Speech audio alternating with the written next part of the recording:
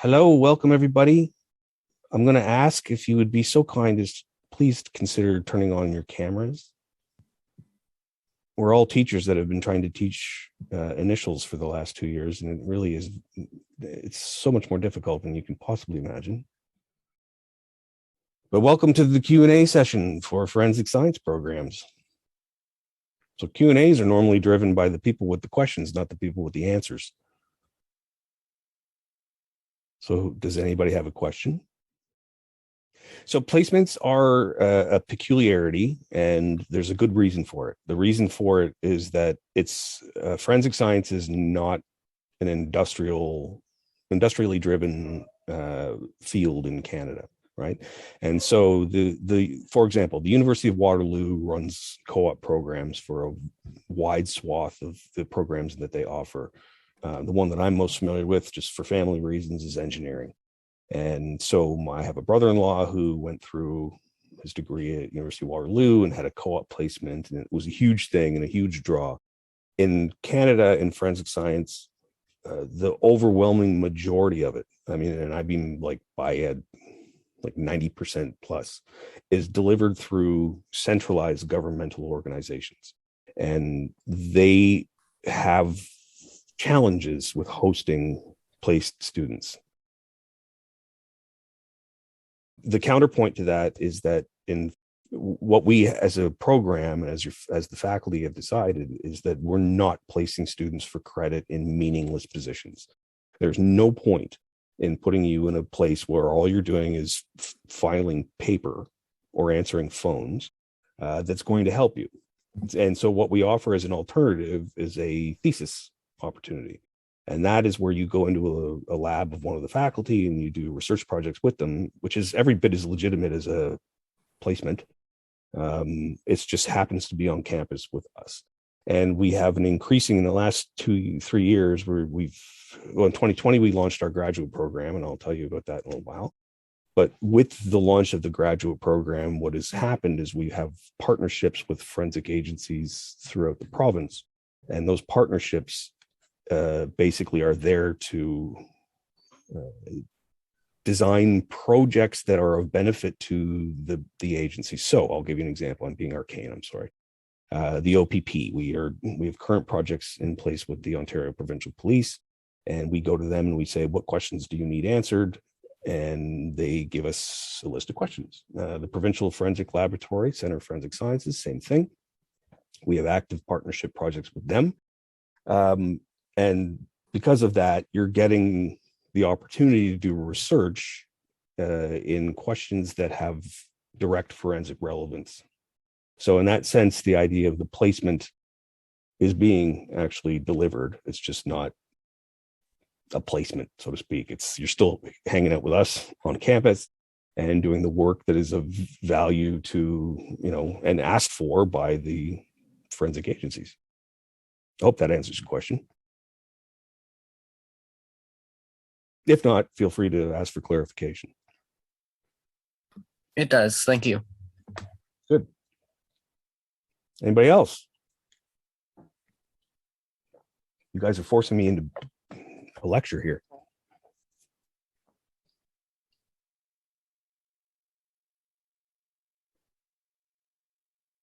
All right. So here comes the lecture.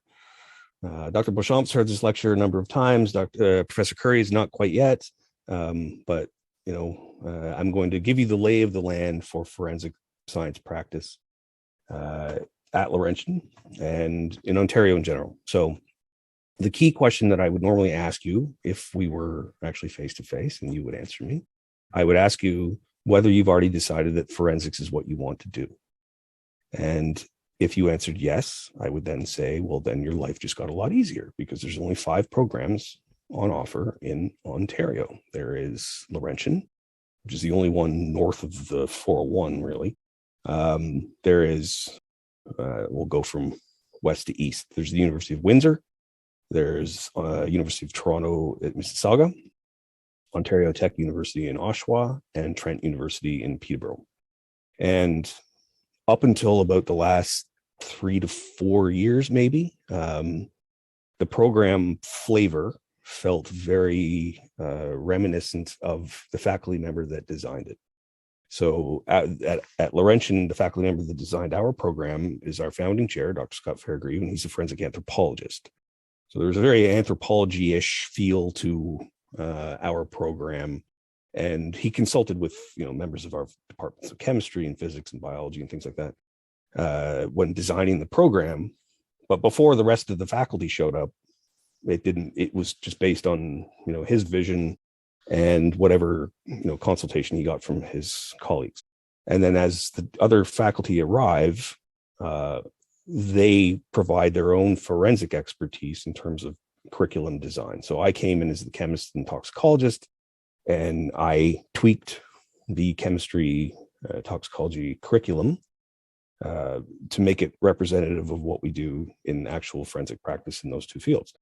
Same thing on the DNA side. So we have two faculty members that have expertise in forensic DNA analysis, and they have been the ones that have driven the development of the programming in those areas, as they should be. And the point there is that as each of the programs have grown, their curricula have evolved, and so they look a lot more similar now than they did, say, maybe 10 years ago. But they still all have their uniqueness. So the only thing I'm not going to speak to any other program. I know some of them reasonably well, but I'm not going to try to claim any expertise in them. I do have expertise in our own. And so we have three. This leads me into a key point here. And that is about degree flexibility. And so we have three programs. We have the Bachelor of Science with a single concentration. We have Bachelor of Science with combined concentration with forensic science and biology, and a Bachelor of Science, forensic science, combined concentration in forensic science and chemistry. The two combined concentrations were designed on purpose from the beginning to ensure that the students that enrolled in them have the expertise required to be admitted to graduate studies in either biology or in chemistry. So that part is done, tried, and true. We've put plenty of people into master's and PhD programs in biology and in chemistry after completing our degree. The single concentration is commonly the most popular, I'd say. Actually, I would say the data shows it. Single concentration is the most popular. Single concentration gives you the most flexibility. And so you have the largest choice of electives available to you. And that is a good thing, but also a bad thing. Because the danger with the single concentration is that people dabble a bit more than they had wanted to. And there's nothing wrong with that. Let's be clear. You're coming to university for the experience and the education. And so I have a poster child student of mine that is now actually a professor at Ontario Tech. And he is the poster child for my argument about the single concentration. This guy was a scholarship winner year on year. But he dabbled because he liked lots of stuff. So he was interested in theater. So he worked with the LU theater group through Thornlaw. He was interested in radio.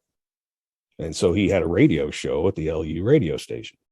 And after 2-3 years of just kind of going to school, he decides, and taking a couple of my classes, I guess, he's like, oh, I guess Waterston's all right. So he shows up for my toxicology class. And then next thing you know, he's like, okay, well, I think I actually want to maybe do this. And will you take me on as a summer student? So he got a scholarship to come into my lab as a summer student. And then after being in my lab in the summer, he realized that actually practicing chemistry is nothing like what it's like when you're taking a chemistry course in high school or in first year university. And he's like, oh my God, this is totally way less unpleasant than that was. I think I want to do graduate studies in chemistry. So he went off to U of T, did his PhD in chemistry, and now he's a prof at Ontario Tech. So there's a bunch of stuff buried under that story that I want to talk to you about. And one of which is not only the degree flexibility, because it doesn't, just because I'm the chemist doesn't mean you have to be in the chemistry stream in order to work in my lab. And just because you're in a single concentration doesn't mean that you couldn't work in Professor Curry's lab or with Dr. Beauchamp. That's not it, right? What we we have certain features of our program that we will work through that facilitate all of that. And so the first one that I'm going to say, I've covered the fact that you have flexibility in your degree. The next thing I'm going to tell you about is this thing that I call the magic of 40. And it sounds goofy, but I completely fundamentally believe that it's true now. So on our undergraduate programs, we're the only program in the province that has a cap on the number of students that we admit into the undergraduate program, and that cap is at 40. And at first, when I first joined, I was like, well, it's okay, good, fine. Yeah, you capped at 40, cool. It's the reasoning for it is probably different than what it is now. But what it is now is this construct that allows you to come to us and pretty quickly start to establish a sense of family. So you join, and no matter where you choose to go to university, your first year classes will be huge. They're just less huge at Laurentian than they are at a place like U of T or York or a big school like that. My very first research student is now a professor in chemistry at York University, and he teaches first year chemistry, and his first year chemistry class is more than 2,000 students.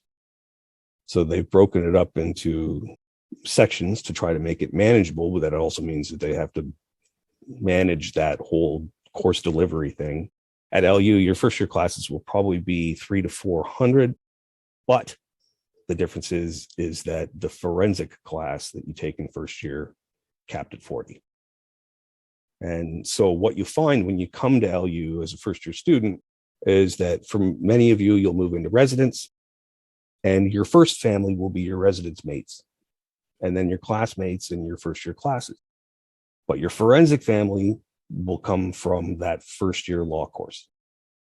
And as the years go on, you start off first year and then you go through up to fourth, the forensic family goes from this to this. You spend more time with your forensic classmates than you do with your other classmates. It's not like you're losing friends. It's just the progression of who you're surrounded by every single day. And so that part is where the family building thing kind of kicks in. And first year, we do our best to try to, reach out to you and make ourselves known to you and invite you to come speak to us, because that's one of the most important things that you can possibly do is to come and engage. But you're not in class with anybody on this call, right? The prof that teaches the first year course is a lawyer. She's a professional lawyer, and she teaches first year law. And so she's the one that you will have. And, when I was chair, I would show up and say hi to everybody and say, here's my face. Look for this guy if you have any problems or any issues, and you can come. And, before COVID, when I actually was on campus every day, people would just stop by. But by the time you get to second year, then the forensic coursework starts to come up more. And as you go through, there's more and more forensic coursework. And through that process, that's when you really should be working to try to meet and talk to your professors. And this is actually true, to be clear, for wherever you decide to go to university, regardless of whether it's here or it's somewhere else, or whether it's in forensics at LU or something else in LU. The thing that you guys need to be able to do as students is to make sure that you're not a wallflower. It's the worst possible move that you could make. Right. You don't have to stand up and speak in front of a crowd. You can just stop by and visit, knock on a door individually and knock. Because we all, when we're on campus, presuming we're going to be back there at some point every day, then we're all there and all our doors are open and you can come in and just introduce yourself and, chat.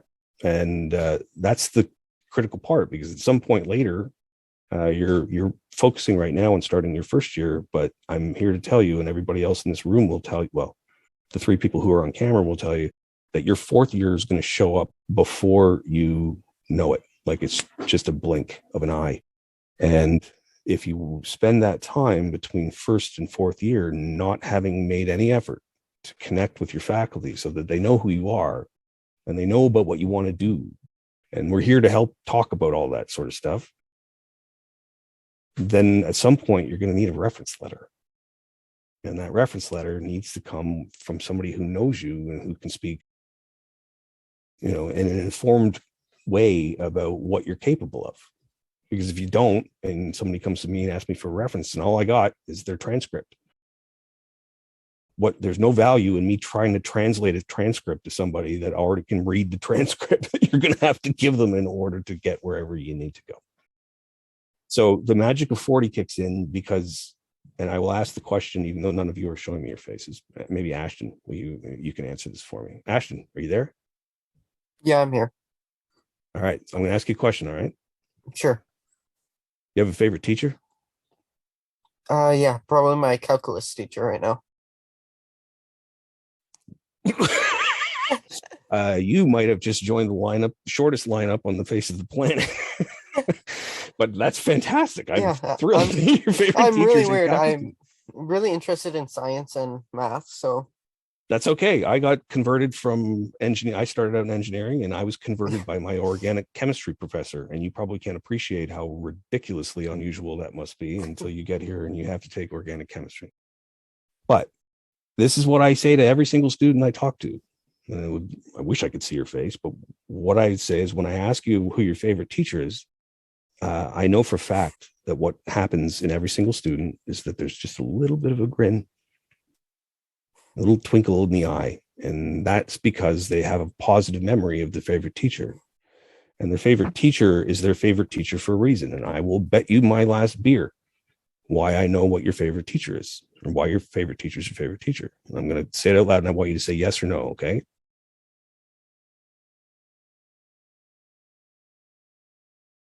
You with me? Yeah. All right. Your favorite teacher is probably your favorite teacher because they speak to you nicely and they make you feel comfortable. Yeah. You can ask them questions and explore your own curiosities, and they answer respectfully without making you feel like an idiot. Yeah.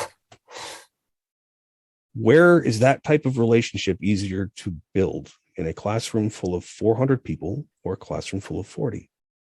In a 40. Ta-da! Magic 40. It works every single time. So that's the key part for you guys as you start. And that's only for that one to think class? About. Well, no. Well, yeah, no. In first year, yes, it is. Yeah. But I mean, it's not like we're absent. We don't chase you down, right? Like there is part of this whole process where what we're offering, we're telling you up front, here and now. You're capped at 40 with us. You're not capped at 40 in other places. And we're here and always willing to talk. But we're not sending emails out to every single student every day going, hey, you okay? Hey, you okay? Hey, you okay? You have the opportunity to connect with all of us, and we invite it.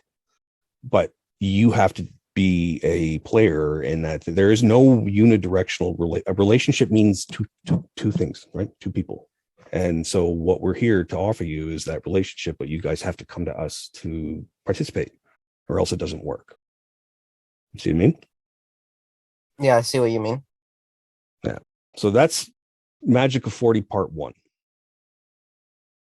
The next thing we're going to talk about is the FEPAC accreditation. So a lot of students come to us specifically because we are accredited by this thing called FEPAC. And what accreditation is, it's like an external audit. That's the way you should think of it. FEPAC is called the Forensic Education Program Accreditation Commission. It is a committee of the American Academy of Forensic Sciences. Now, the American Academy of Forensic Sciences is not a regulating body. It's not like the College of Physicians in Ontario or things like that. They can't discipline us. I suppose they could kick us out of their club, but that's about as far as it could ever go. And I will defer to Professor Curry to verify how big the American Academy of Forensic Sciences is, especially amongst U.S. forensic practitioners. She's worked in the U.S. I have not.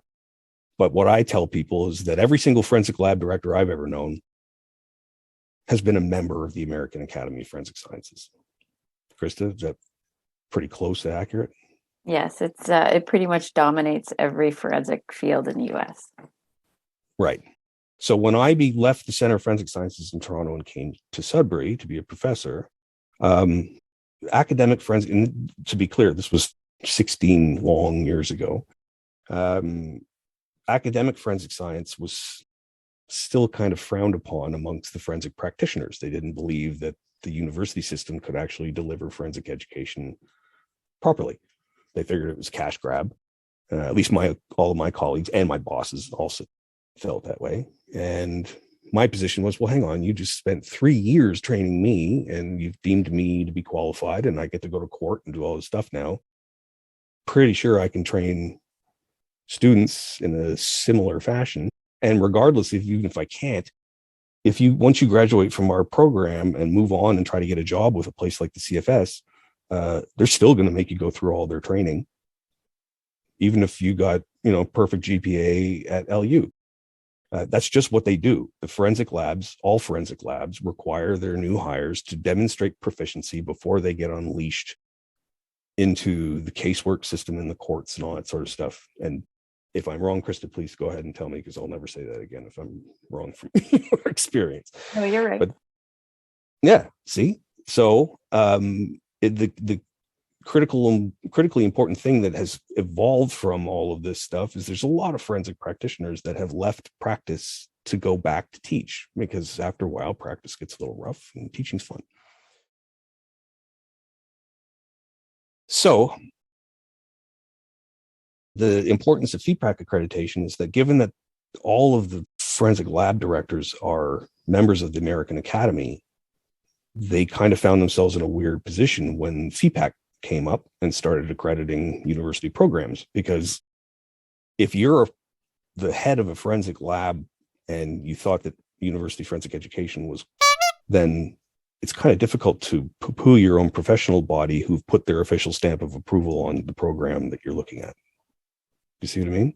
And so once we lived it personally, forensic programs that become accredited by FEPAC and indirectly then through the American Academy, the conversations started to open up, and all of a sudden we weren't, these people that were trying to create this false educational program anymore, and partnerships started to show up. And now we're in a position where everything is the way it should be, right? Academia and an operational science body collaborating and making sure that the training is there, the research is there, and so on. So FEPAC, now the last thing I will say about FEPAC is that FEPAC is not a necessity to make a judgment about a forensic program. I graduated from the University of Toronto, Mississauga with my PhD. I would never stand up in public and say that U of T has a crappy program. It's just not true. Like, they're one of the best universities in the world. So nobody can say, and they have, I know this for an absolute fact, they have zero desire to become FEPAC accredited. So the FEPAC accreditation is not something that should be a deal maker for you, but what it is it's something that will never hurt you, right? If you show up, submit a job application for something, and you're FEPAC accredited, your degree is FEPAC accredited versus non-accredited, I cannot imagine a situation where having a FEPAC accredited degree would penalize your chances of getting that job, right? It would be other things that would influence it, but not the FEPAC accreditation. But the FEPAC accreditation is a nice thing to have in your back pocket, because if two identical job applications showed up to somebody and one of them came from a FEPAC accredited program and the other one didn't, if it was me doing the hiring, I'd take the FEPAC person, just because it's that extra level of external audit on their educational program that you're bringing to the table. Any questions about FEPAC?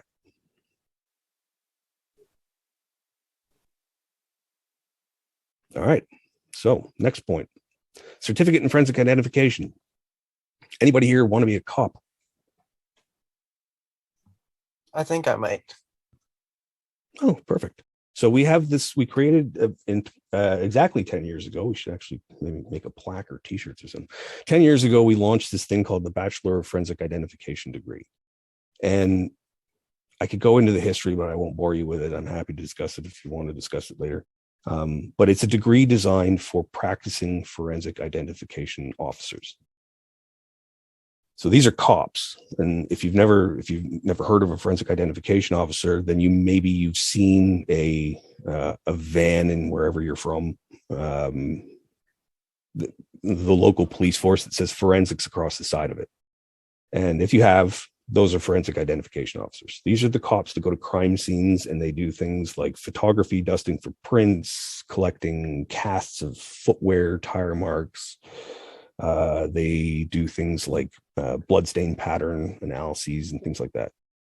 And, the community of forensic identification officers wanted to be given more credit for their training than they were being given.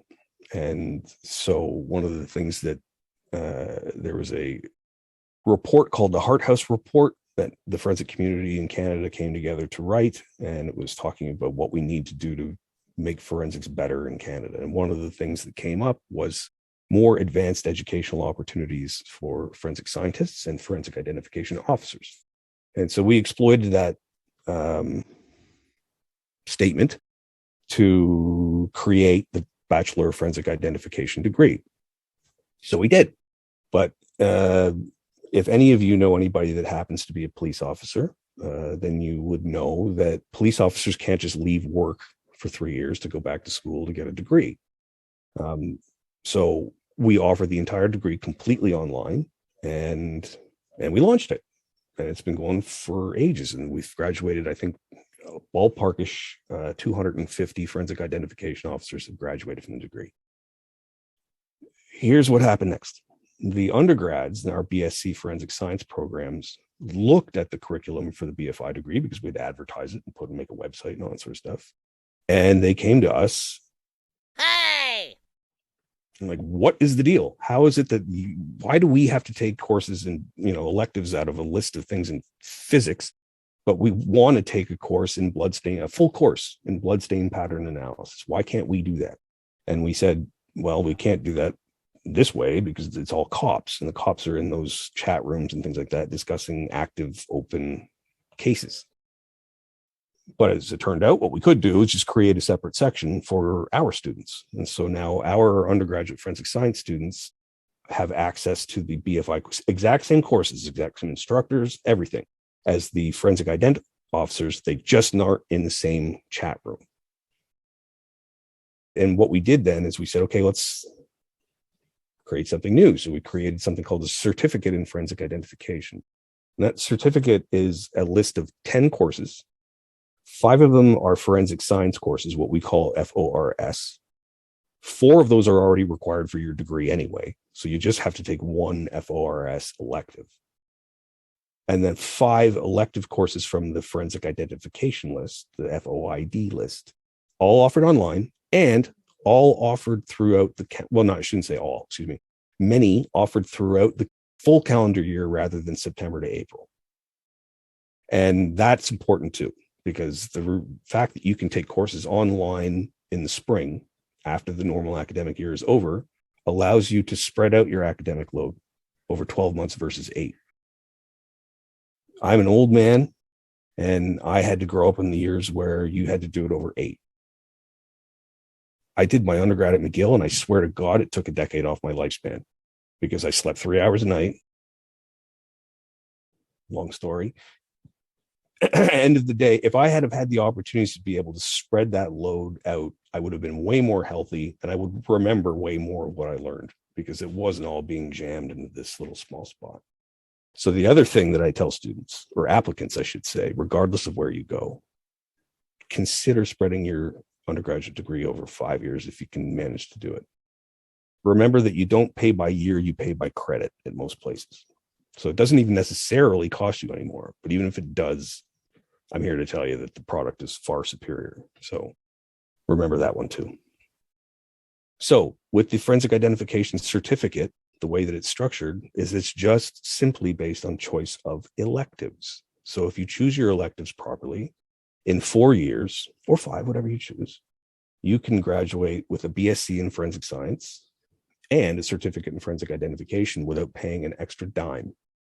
So you get 2 qualifications for the price of 1. If you're interested in policing, like you said you were, then what you need to think about is the fact that we've graduated like 250 roughly forensic BFI graduates. They're all cops, and many of them now are in management positions and therefore responsible for hiring. The other thing that I've noticed, and I've only noticed this since I took over running the BFI program last spring, is that the number of police officers out there that have graduated from the BFI program are insanely loyal to LU. It's like a sense of community. And so once I noticed that, I'm like, well, that's clearly an indication that if you show up with a certificate in forensic identification and apply to a police force, because that's how you get hired, right? You apply to the cop force first, and then they send you away to police college. But if you do that, there's a really good chance that you might be slightly ahead of the rest of the group simply on the basis of that kind of sense of kinship. So that's something to consider. This is just my interpretation. But what I can tell you is that the coppers that graduate from our program have been extraordinarily loyal to LU. So that's the identification certificate. So the last thing I will talk about now is research opportunities. And that's the thing that's closest to my heart, always has been. And when I came, I should qualify the background. I did my undergrad at McGill, I did my PhD at U of T. So my view of how I was taught about what university is based on the large research intensive university model. LU was the complete opposite of that when I arrived, right? And so I had to kind of figure out a way to be able to do research that was meaningful, publishable in the forensic literature, and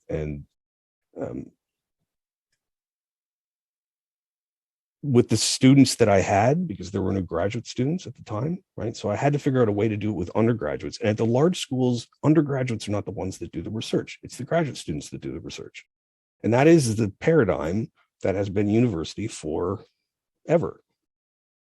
The weird thing is that the large universities graduate all the graduate students, and then half those graduate students want to become professors. And where are they going to go? Eventually, they're going to start going to the small universities. So I come from a generation of faculty members where the profs were trained at big research intensive schools and are now at these undergraduate schools, and they're trying to figure out how to make their job feel like the way that it should feel, which is by doing research and rather than just being a teacher. And so it was a very bizarre transition, and we did it, and a number of us have done it across disciplines at LU.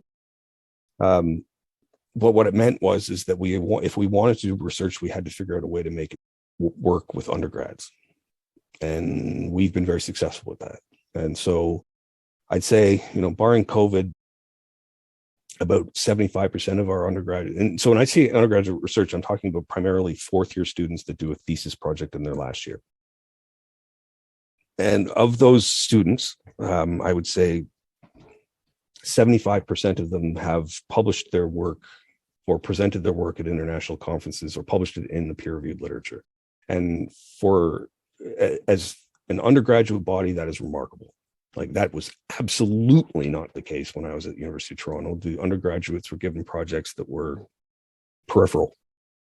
Give them something to do so they can do their thesis course, and who cares if it turns into anything. Whereas, in my generation of faculty, it was like, we have to make sure that this stuff gets published. And so the next question that usually comes when I say this is, well, who cares about publishing? And what I will tell you is this: you're all in high school, or three of you in high school, three of us are at university. You're in high school and you have a chemistry book and you have a biology book and you have a math book and all that sort of stuff. And there's an answer in the back of the book for every question that's posed. And the only reason that there's an answer is because those experiments have been done enough times that everybody agrees that the answer is that, right? But real academic research, everything that's in the body of your textbook started out as research in some professor's lab at some point, somewhere in history. And it was only once it got reproduced enough times that it became communally accepted as common knowledge, and therefore is put into a high school student's textbook. So what your opportunity to do research is as an undergrad is to create new knowledge that doesn't exist. And when I try to explain this to people why that's important. Yep. Do you have a driver's license? I'm getting my G2 in May.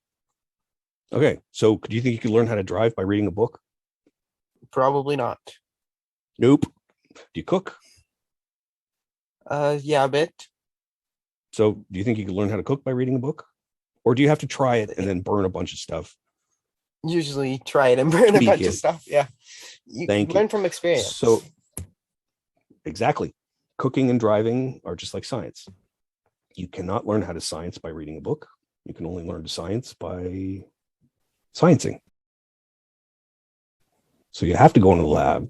You have to screw things up irreparably. Every student I've ever had has had the catastrophic failure experiment. My own master's degree was completely invalidated 8 months into my 2-year degree. What we thought we were observing, we were not observing. It was a contaminant. And I went home and I pouted. But then I, went back and I still finished my degree in 2 years because I learned all the actual hands-on skills leading up to that point. So I could take a new project and build something up far faster.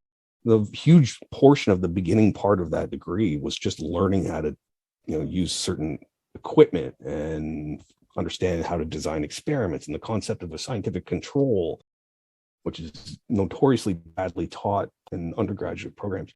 So the point is that by doing research is probably the single greatest favor you can do yourself for your career development. That's my personal opinion. Just learning the books is fine. You lose 90% of it within 2 weeks of the final exam. But the stuff that you do in that lab, and especially the things that you bugger up, will be with you for the long haul. And that will stop you from doing that again and teach you how to avoid doing it and doing things properly.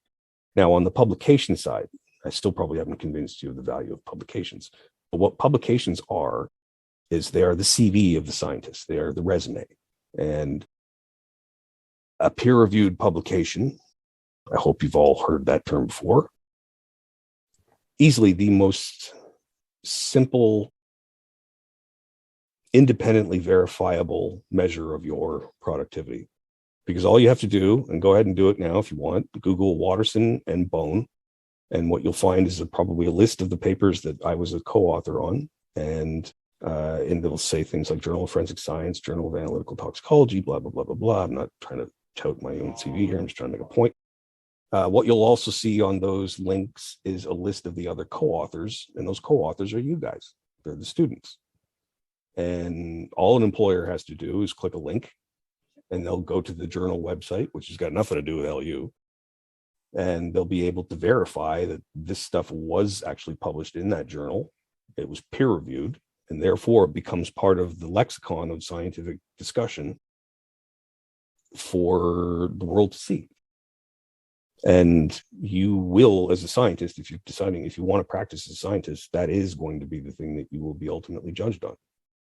And so as an undergrad, to have that opportunity, it's huge. All right, publication. Here's my last part. My last part is this magical thing that I love that is called the Master of Forensic Science degree. And we launched it in 2020.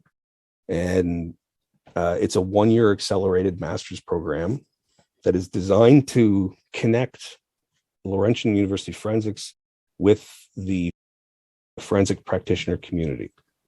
And what we do is we go to our various partners, and we have them across North America at this point, nothing outside yet, but that's just a matter of time. And we say, what questions do you need answered for court? And they give us example questions, projects to do. And students come in, they take a couple of courses.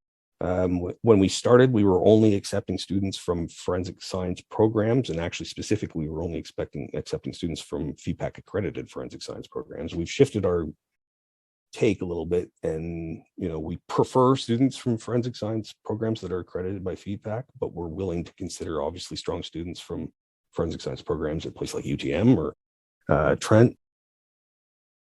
But increasingly, we've had applications from students that are not in forensic science programs, and really strong students too. So what we do for them is we allow them to do a qualifying year. So their degree would be 2 years rather than 1. But for graduates of our program, if they do the MFS, they can do their degree in 1 year. They take a few courses in the first 2 semesters and then move. And then for the rest of the 12 months, they do their research project, which we have sorted out ahead of time.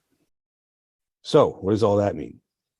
That means if you play your cards right, in 5 years, you can do your Bachelor of Science in Forensic Science, Certificate in Forensic Identification, and Master's degree in Forensic Science. So that is the suite of our offerings. I got nothing less to tell you other than to answer any questions that you have. So go ahead and shoot if you have anything. I got no questions.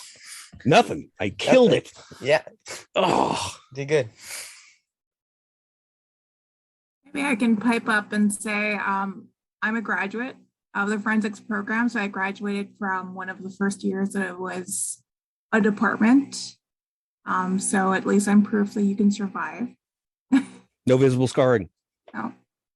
And I spent 2 years teaching some of the courses for the department, and I'm currently running the lab and teaching some void courses.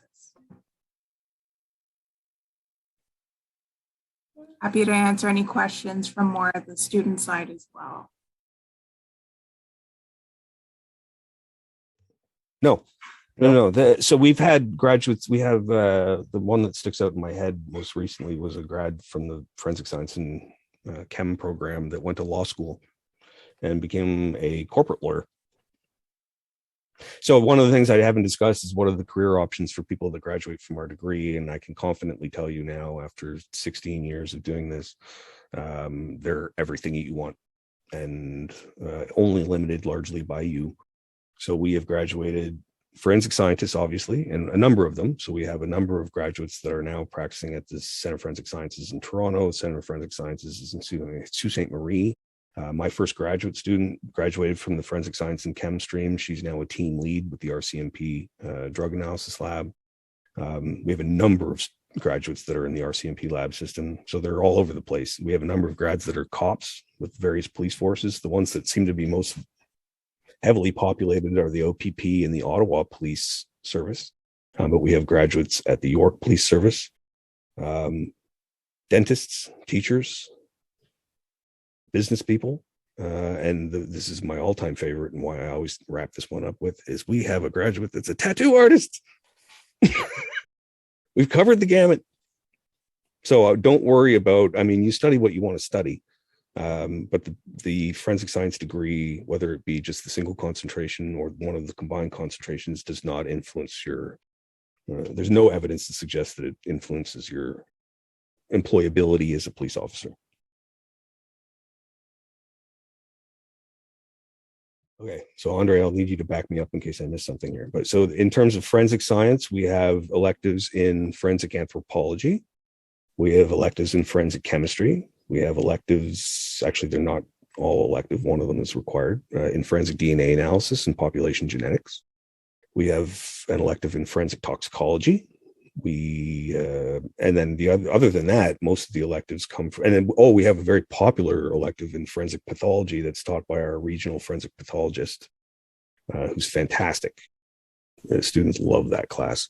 We have all of the electives in the BFI program, the forensic identification courses, which students also really like. Those are all taught, by the way, overwhelmingly by former practicing forensic identification officers with decades of police work experience. So you're getting, with the FOID stuff, you are getting it truly from the experts. Well, actually, from all of us, you're getting it truly from the experts. On the identification side, you don't see any of us really teaching much in the way of forensic identification. We tend to stick to our own specializations. And then apart from that, you have the electives that are available across the university, which I would encourage you to investigate. Some of the general electives, like there's electives that we require that are, pick 3 courses from a list of, 5, that kind of thing. And those ones tend to be more geared towards the concentration that you're in. But then we have a number of courses, and I can't think of the number off the top of my head. I think it's probably about 24 credits, so 8 courses, roughly speaking, that are, anything science-ish. So, and that includes things that aren't actually in the forensic science, in the School of Natural Sciences, like so psychology, physics, chem, biochemistry, geology, computer science. And then we have what are called general electives. What I tell students to do for the general electives is take something that you're just interested in. If I were you, I'd take something that wasn't too intellectually taxing. There's a first-year course in astronomy that I would love to take. Take the course in astronomy, right? Take these opportunities to film, like anything that you like and enjoy. Try to find something that you could take a course in. We have like a whole degree program in outdoor education. I think I wouldn't be surprised if you could still take like a course in canoeing. So those are the things that, if I was a student, and what I would tell my own kids, by the way, because my kids, one of my daughter is at LU and my boys are going to be at LU, and I will tell them the exact same thing. When it comes to general electives, you take the things that are meaningful to you and look around and poll what's available. And this is about, one of the most rich experiences of your life. So you should maximize what you get out of it. I tell you, LU has a very intensive undergraduate laboratory experience. That's one of the things that they pride themselves on. First year is very lab heavy. Second year's, I'm going to say not maybe necessarily.